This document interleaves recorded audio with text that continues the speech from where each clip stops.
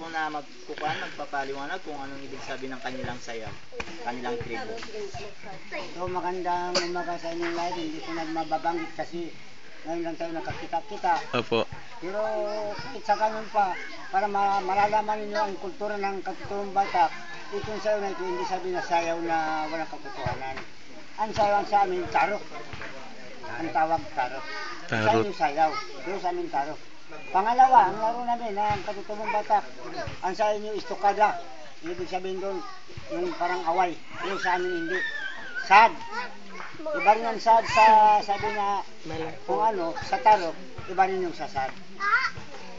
Kung sa inyo, istukada. Pero sa amin hindi istukada, sad. Yan lang po ang papanood ko kayo para malalaman nyo ang kultura sa amin.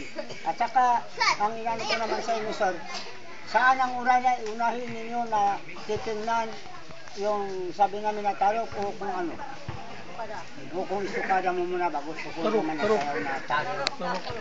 Tarok. Yan lang po, magandang umaga sa inyo lahat at magandang tanghali kasi tanghali na rin, magandang tanghali. Magandang tanghali po.